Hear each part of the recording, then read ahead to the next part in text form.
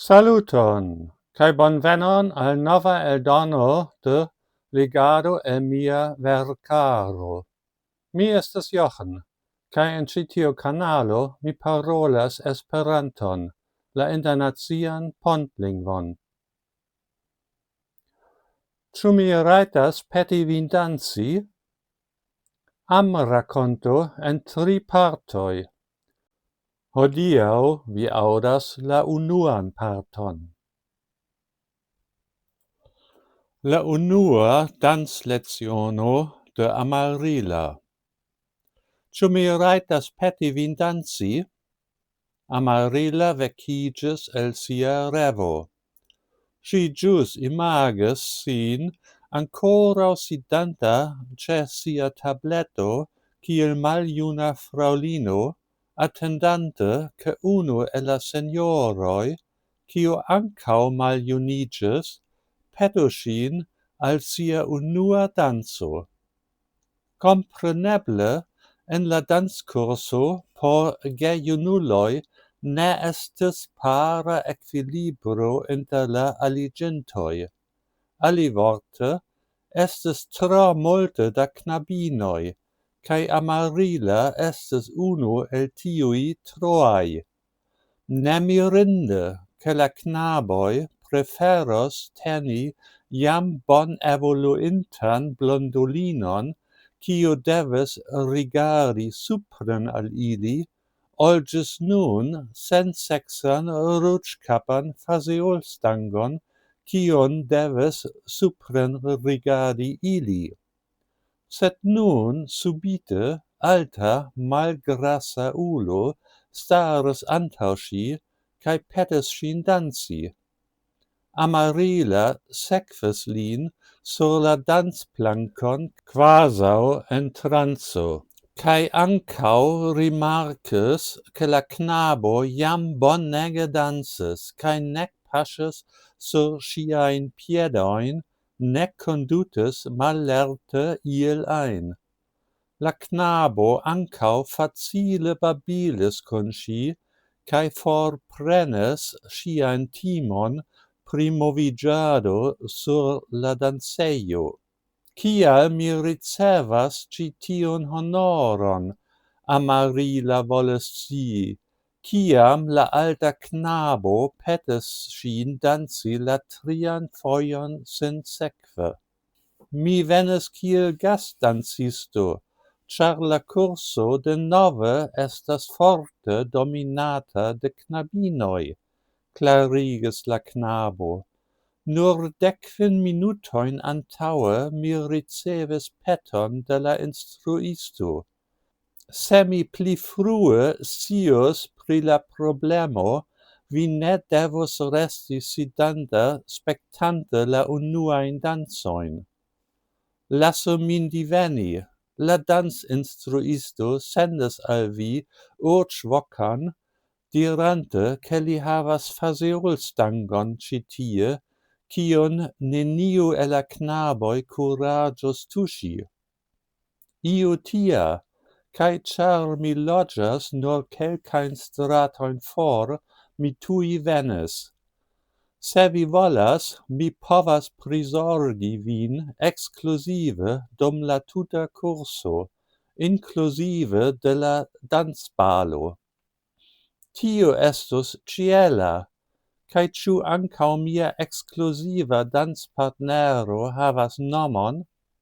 Ho, ĉu mi neglektis prezenti min? Verŝajne, ĉar mi pensis, ke ni jam konas unu la alian el la lernejo. Mi nomiĝas Adamo, je via servo, princino. Ĉu vi pensas, ke vi antaŭe vidis min tie? Sed jes, knabino tiel bela kiel vi tuj elstaras, precipe kiam ŝi povas kanti tiel bele. Nun vi mokas min, mia nivelo estas meza en la plej favora kazo, kaj mi estas multe tro alta. Vi ĝuste taŭgas por mi, ĉar mi multe kreskis en la lastaj 6 monatoj, Kai se via popolo ne povas diri al vi, che vi estas bella, mi ne povas helpi. Sed mi tre ŝatas vin, precipe, ĉar vi ankaŭ ŝajnas havi talenton por dancado. Ĉar mi ankoraŭ ne tretis vian piedfingrojn, vi simple gvidas tro bone por tio. Tion mi volas diri, vi lasas min gvidi vin bone, kaj ne kontraŭbatalas, kiel multaj knabinoj ŝatas fari, precipe kiam la knaboj ne tuj aŭdas la ritmon. Tiel vi ŝajnas ne havi problemojn, vi verŝajne estas ne nur bona dancisto, sed ankaŭ tre muzika. Mi lernas diversajn musikinstrumentojn, inkluzive de piano kaj fluto, same kiel vi. Kiel vi scias tion? Mi diris al vi, ke mi rimarkis vin, do mi nur demandis pri vi, kaj mi eksciis, ke ni havas multon komunan. Tial mi tuj venis, kiam la dancinstruisto vokis min, ĉar mi esperis, ke la alta, magra ruĝharolino, pri kiu li parolis, montriĝos la bela Amarila, kaj ĝuste estis ŝi. Estas ankoraŭ malfacile por mi akcepti, ke mi estas bella, sed dankon pro la komplimento ĉiuokaze, kaj pro la neforkurado de la alta, magra ruĝharolino. Estas mia plezuro, princino. Vi vidas, vi nun travivis vian unuan vesperon de la kurso sen vundoj, kaj devis nur spekti du dancojn. Ĉu ni vidos unu la alian post 2 tagoj ĉe la paralela kurso por ripeti la paŝojn denove? Ĉu ankaŭ ĝin vi povas partopreni? Kiel gastdancisto mi povas ĉeesti ajnan kurson, kiun mia danckunulino partoprenas. Do ni havas rendevuon nun. Ĉu mi tien akompanu vin del via hejmo?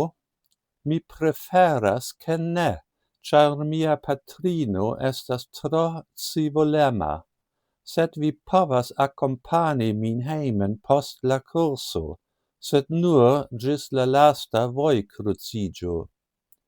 Ankaŭ mi ŝatus fari tion hodiaŭ. Ni nur bezonas denove halti ĉe mia loko, por ke mi povu preni mian biciklon. Kiel vi scias, ke mi estas ĉi tie sur mia biciklo? Ĉu vi ankaŭ demandis, kie mi loĝas? Compreneble mi faris completan enqueton, inclusive pri viai plei ĝusaj lernejaj rezultoj. Ĉiuokaze mi volis scii kun kiu mi traktas. Mi pensas, ke vi denove mokas min, aŭ ĉu vi flirtas kun mi. Sed Amarila, mi neniam mokos vin, sed se la paŝo estas tro rapida por vi, ni povas atendi iom pli longe antaŭ nia unua kiso. Frenezulo, eble mi devos veturi hejmen sola. Fine ili veturis kune, sed adiaŭis sen kisi, sur la lasta krucstrato. Bone, jen ĉio por hodiaŭ. Daŭrigu sekvas, eble venontan sabaton. Dankon pro via pacienco, kaj ĝis la revido. Kaj ne forgesu, abonu mian kanalon, por ke vi ne maltrafu miajn venontajn filmetojn. Ĝis!